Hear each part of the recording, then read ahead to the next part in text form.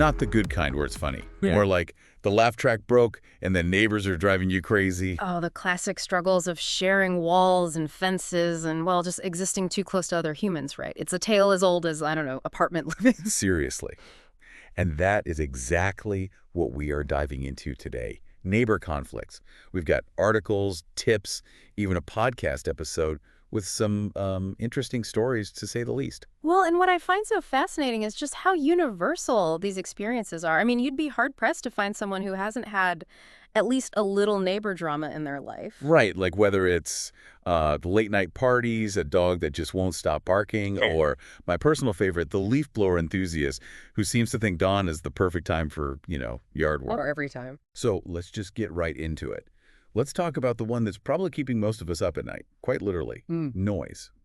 The WikiHow article we found actually had some pretty practical tips, for dealing with noisy neighbors. Some are kind of obvious, like noise-canceling headphones or a white noise machine. But it did get me thinking, what is it about those things that actually work? Well, it's not so much about completely blocking out all the sound as it is about changing how our brains actually perceive it. Think about it this way. Our brains are wired to focus on changes and surprises in our environment, right? So a sudden, sharp sound, like a dog barking or a door slamming, our brains are like, what's that? What's happening? Right. But a nice, even sound, something like a white noise machine, it creates kind of like a buffer, I guess. It masks those sudden noises and almost tricks your brain into relaxing a little bit. I actually never thought of it like that, but it makes so much sense. It's like you're creating this little sound oasis for yourself. Exactly. And, it actually ties into this bigger idea of feeling in control of your space, right? Even if you can't control the noise itself, you can control how you experience it in your own home, Absolutely. And speaking of control, the Take 4 Steps article talked about setting boundaries with neighbors. And, I mean, it seems kind of obvious, but how many of us are actually good at doing that? Effectively. They even suggested things like requesting specific quiet hours, to use the example of after 10 p.m., and actually referencing local noise ordinances, too. That last part's really smart, actually, because it takes the conversation away from just, personal feelings and opinions, which can get messy fast, and puts it into a more objective space. It's less, I don't like your taste in music, and more, hey, there are rules about this kind of thing. Totally. It's like having a neutral third party backing you up, even if that third party is just, the city council or something. So basically, it sounds like clear, direct communication is kind of the key here. Absolutely. And that's something that both the Take 4 Steps article and the podcast really emphasized, the power of face-to-face conversation, which I know it can be really daunting because it feels like it's going to be this big, awkward confrontation, right?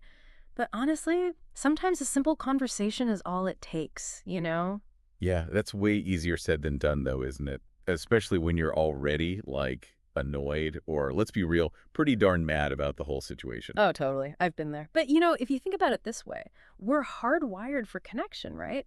Even when there's conflict, our instinct is to try to fix it. So sometimes just actually having that conversation, even if it feels a little weird at first, it can really make a difference. Sounds like you're, humanizing each other. Instead of them just being that loud upstairs neighbor, they're suddenly like Sarah, who just really loves 80s power ballads, apparently. Exactly. And that's where empathy comes in. And I know it's not always easy to be empathetic when you're dealing with, someone who's decided their apartment is the perfect place to start a heavy metal band. You think you're kidding, I swear. Yeah. It's sometimes it feels like they're doing it on purpose. I hear you. But here's the thing. We never really know what's going on in someone else's life, right? Yeah. So that drummer next door, maybe they're a single parent who can only practice after their kids are asleep.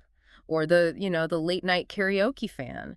Maybe they're going through a rough time and that's their way of coping. Yeah, that's a really good point. Yeah. It is super easy to jump to conclusions when you're the one, dealing with the actual disruption. It's that classic thing, right? The fundamental attribution error. We overestimate personality, they're just being inconsiderate, and we underestimate the situation, whatever they might be going through. But if we can kind of approach it with a little curiosity, little understanding, that opens the door to a more compassionate and honestly, usually a more effective solution too. Right. It's like that story, the one I was talking about. Yeah. Where the person left a note about late night furniture moving. And it turned out they were actually helping a family member escape a really bad situation, and they had no idea they were being so loud. Exactly.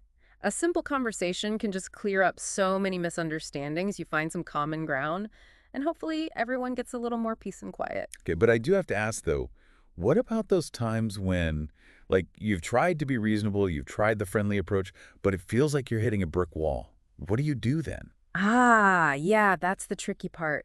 The How to Deal with Bad Neighbors article actually gave a pretty helpful, I guess you could call it an escalation path. And it all starts with documentation. Documentation. Hmm.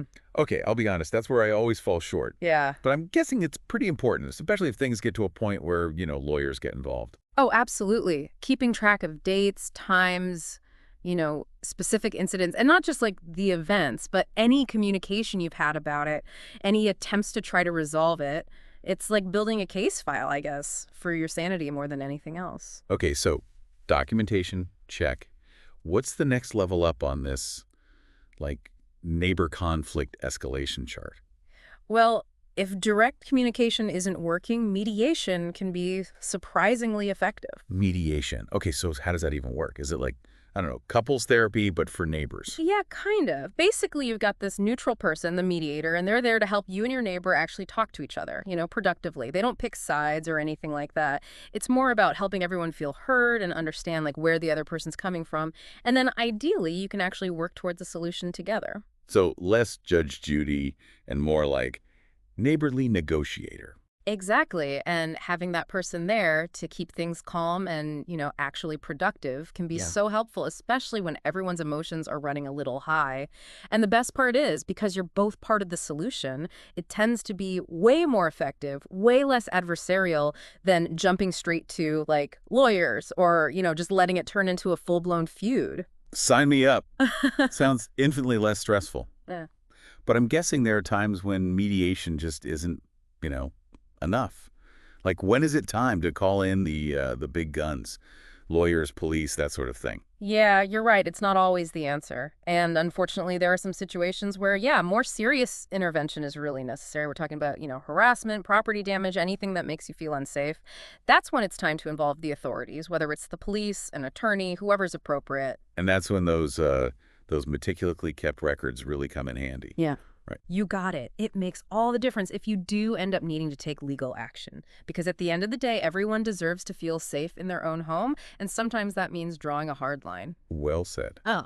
So to wrap things up, we've covered a lot of ground here. White noise machines, mediation, even when to lawyer up. For anyone listening who might be like in the middle of a neighbor showdown right now, what's the one thing you really hope they take away from all of this? That even though neighbor conflicts can be incredibly frustrating, they're rarely impossible to solve. And honestly, most of the time, they're not even really about like the fence or the noise or whatever it is. It's about that human need for, respect, consideration, a sense of peace in your own home. It's about feeling safe and comfortable and, dare I say, even a little bit joyful in the space you live in. Exactly. And while you can't control other people, you can absolutely control how you respond, how you choose to approach those tough conversations.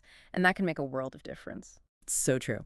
So next time you find yourself in the middle of a neighbor dispute, remember, a little empathy goes a long way. And hey, a good pair of noise-canceling headphones never hurts either.